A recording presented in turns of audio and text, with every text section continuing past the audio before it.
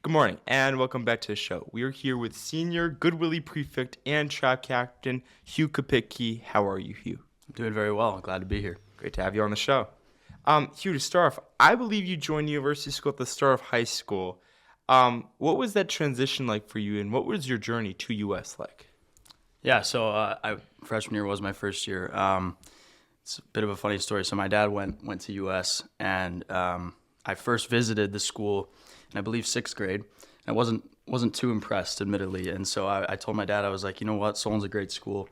I think I'll just stay there. And when I was approaching the start of high school, I kind of revisited that decision and decided to give it another chance. That was COVID, so I was in an empty school with Miss Townsend Hart's, walking around the place, and I did really enjoy it and decided to come here. And I enrolled very late, was fortunately able to get in and come here, and it's one of the best decisions I ever made. And as far as the transition, it was very, very smooth. I think this place does a phenomenal job of making sure that people integrate seamlessly. Do you think joining US later gave you a unique perspective on like the school culture and what it means to be a US student?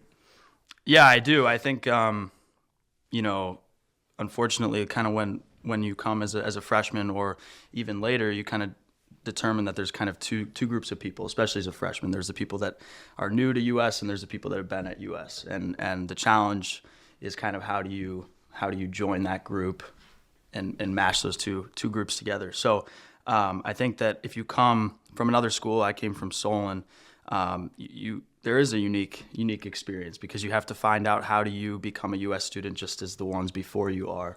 But I think that kind of after the first few months, you can't even tell each other apart. So yeah, I think it's good. You've definitely transitioned well, as obviously now you're a prefect. So what's your favorite thing about being the prefect for Goodwillie?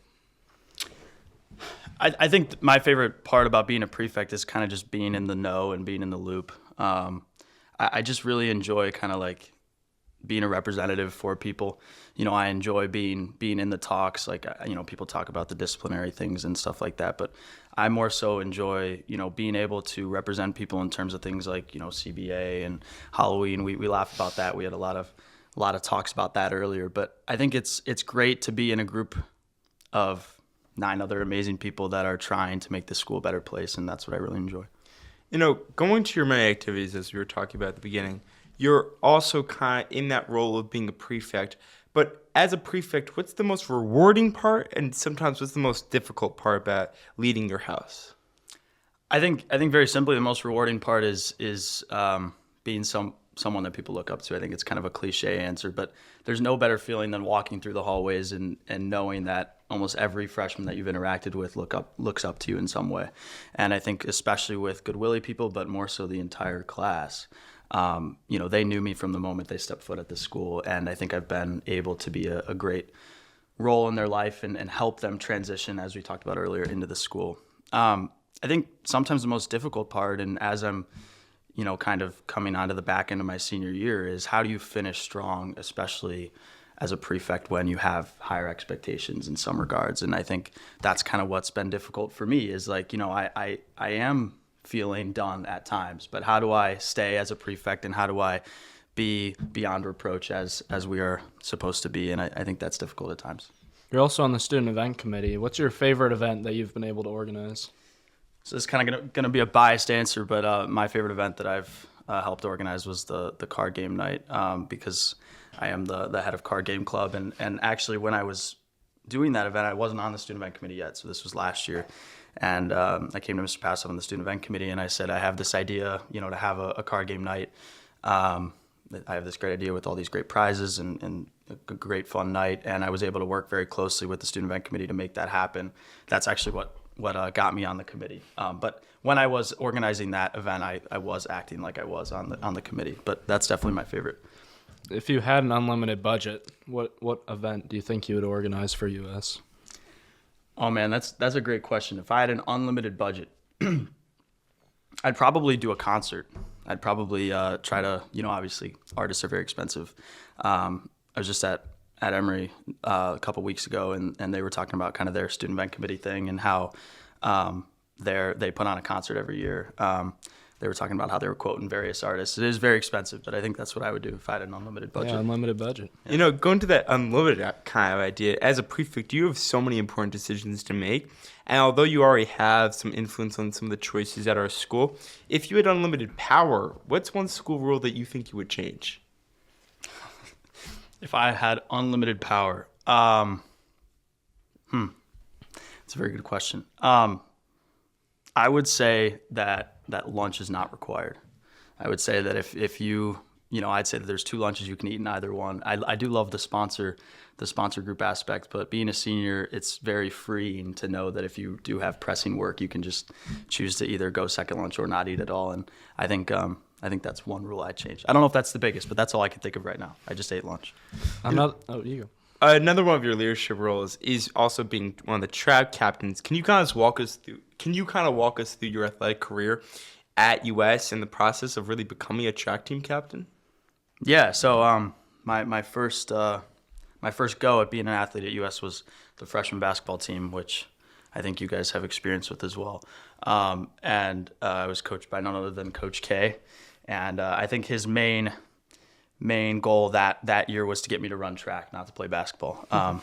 He won't like to hear that, but yeah. So that was my first kind of athletic endeavor. Coach K was like, you should do track, and I saw I could run on the court, and I was like, let's do it. I'd ran track for 1 year prior in 8th grade, but nothing too serious. There was COVID as well, but so yeah. So then I started track. Did that the first year, freshman year. Sophomore year, I actually joined the football team. So I did that. Also ran track. No more basketball because I was doing indoor track. And then junior year, transitioned to being football manager after a couple injuries, and was still running track. In senior year, basically just track, and now we're rolling. I mean, I think I've been a leadership figure on the team since the day I stepped foot there, and I'm very grateful for the opportunity to be named a captain. And I think that the team that Philip, Jack, and I are cultivating this year is a really good one, and a really good culture, and I couldn't be more proud of the way we're heading in that team. And you actually committed to Emory to continue your career in track, which congrats, by the way. It's amazing. That. So what was that process like, getting recruited? When did that start, and how did it kind of progress?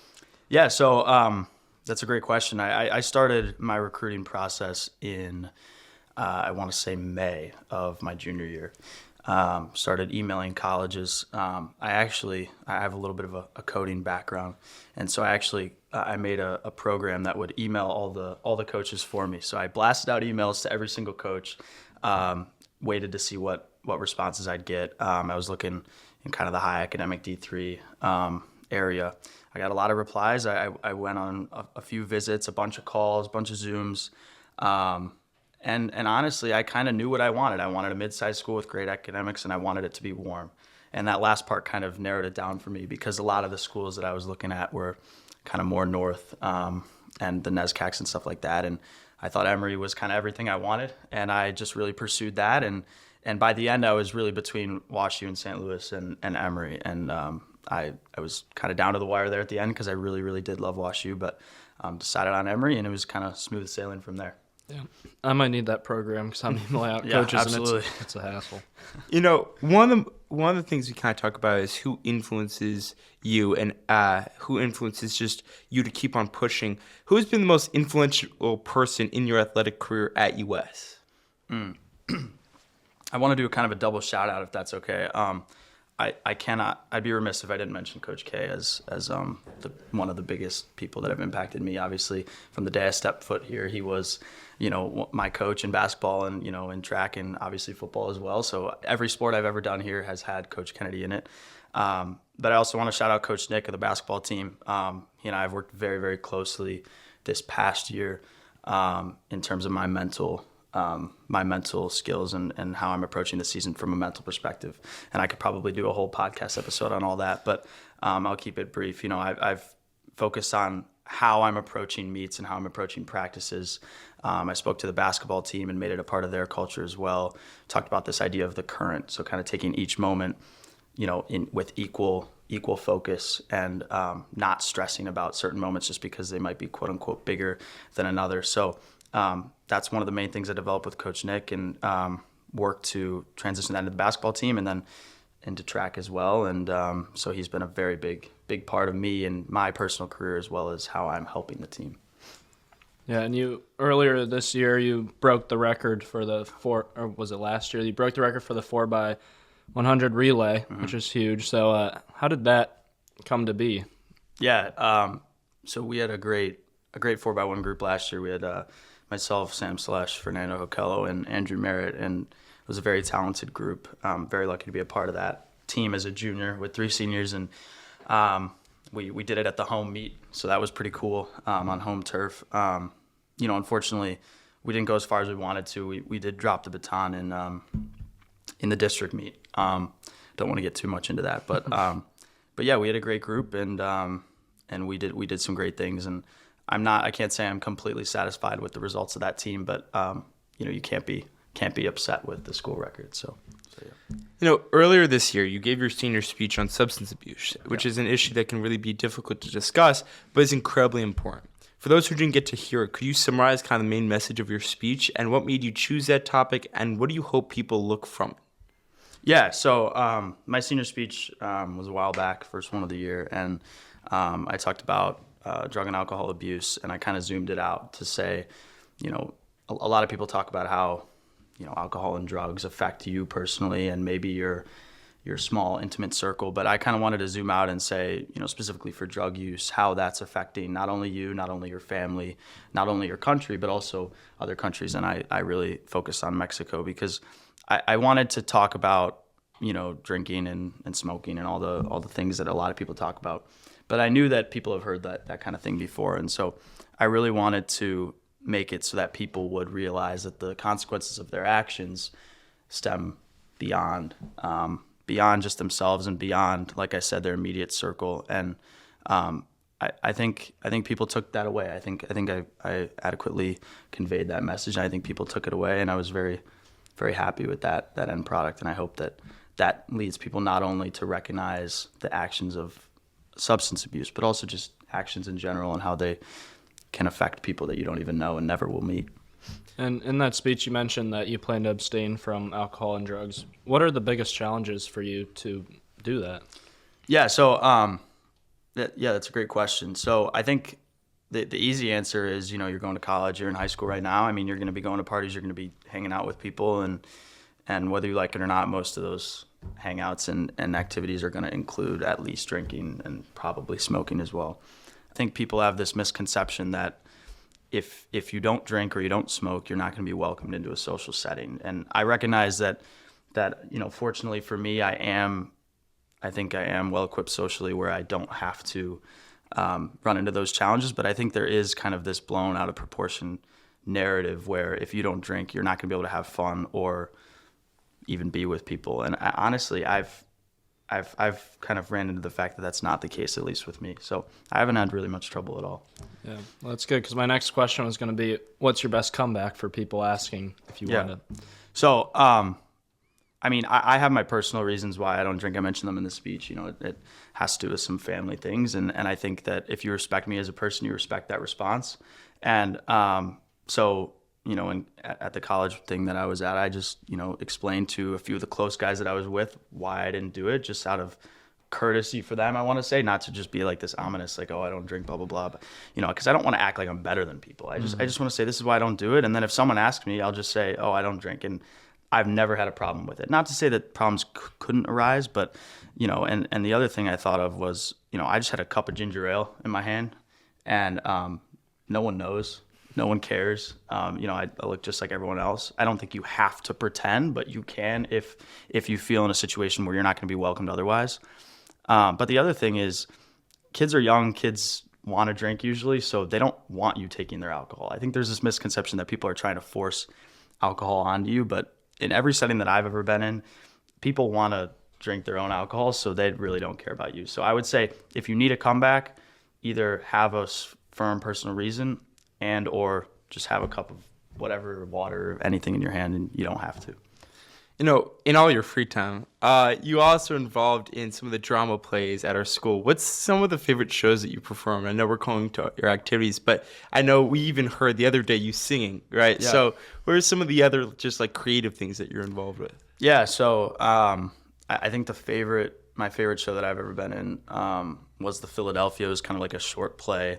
I believe my sophomore year, maybe it was last year.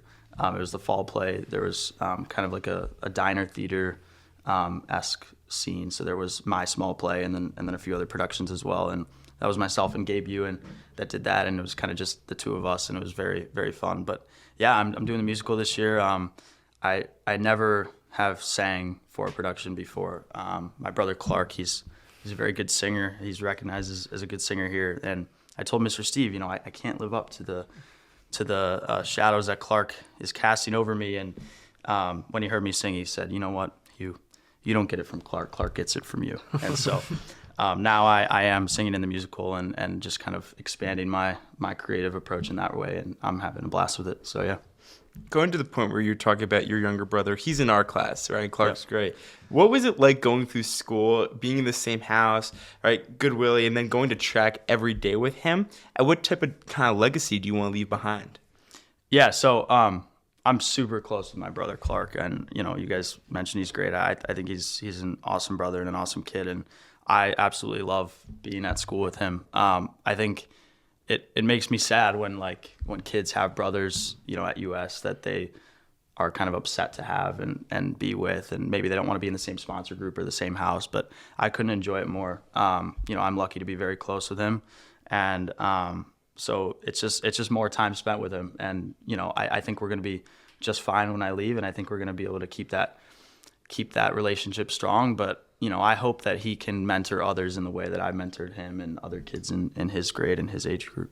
You're involved in so many different things, right? We've gone through them: track, theater, leadership, breaking school records, organizing events, and so much more. Jack and I constantly talk about how much dedication it takes to do everything and just so many things. And it's not something most people can really do without a strong sense of purpose. So what is your why? What drives you to wake up every day and give your best to all these different parts of your life?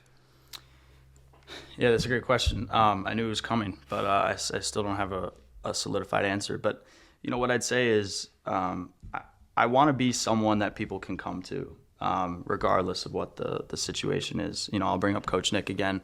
He asked me a very similar question, like, why do you run track? Why do you do the things that you do, blah, blah, blah.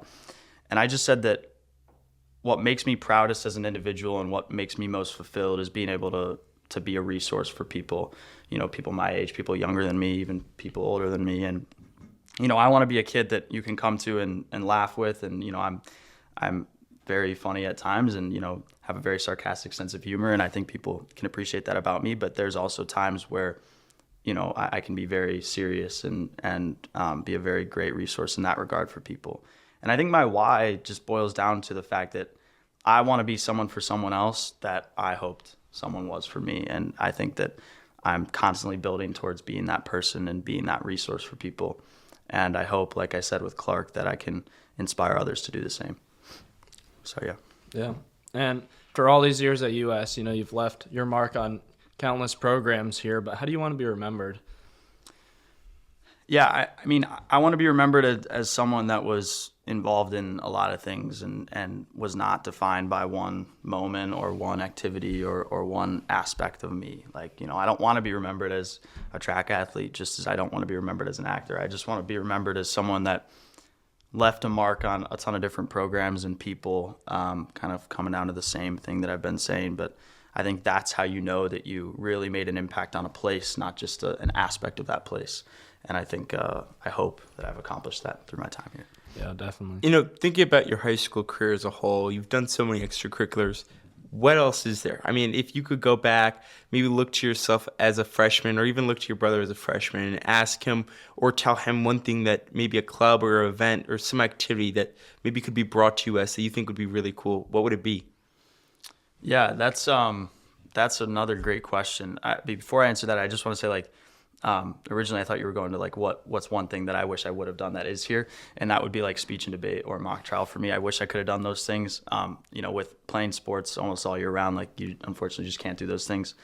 But one thing that I wish there was more of was, kind of like this, and kind of, I think people are opening up some sort of sports broadcast stuff, and one of my ultimate goals is to be, a GM of a football team or basketball team, in the NBA or NFL, and I I think that there's room for more programs in that regard, not just playing sports, but how do you, broadcast sports, deal with, the business aspects of sports. I think that that's kind of uncharted territory here, and it's something that I've been thinking about recently. I don't know exactly how you would implement it, but that's something that I'm passionate about and I think could be added here. You're involved in so many different things. Have you had any teachers or classes that really stood out during your time that you could give recommendations to kind of everybody to take? So my favorite teacher that I've had here is Dr. Bonin, and I really, really enjoyed his AP English 11 class. Now I don't think that's like a class that you could just choose to take. You can't choose to get him, but I definitely recommend him as a teacher. I don't know if he teaches any electives, but I really enjoyed that class because it was clear that Dr. Bonin really cared for individual, talking and chatting about different things we were working on. Like, I always had a few moments with him to discuss a work that I just created and go over an essay or go over a book that I'm reading and really get into the weeds of it. So I really appreciated that. One class that you can choose to take that I've really been enjoying this year is philosophy and ethics with Mr. Lito. So kind of builds on to the foundation that I've been working on with Coach Nick about kind of my philosophy of life and getting to see the wide range of philosophies that exist kind of helps you to build your own. And so that is one class I definitely would recommend taking. We're getting towards the end of the admission season here at US, and you've had that experience of coming to US from other schools. So if there's a kid that's kind of on the fence about coming to US, what's your best recruiting pitch? Why did you choose to come here?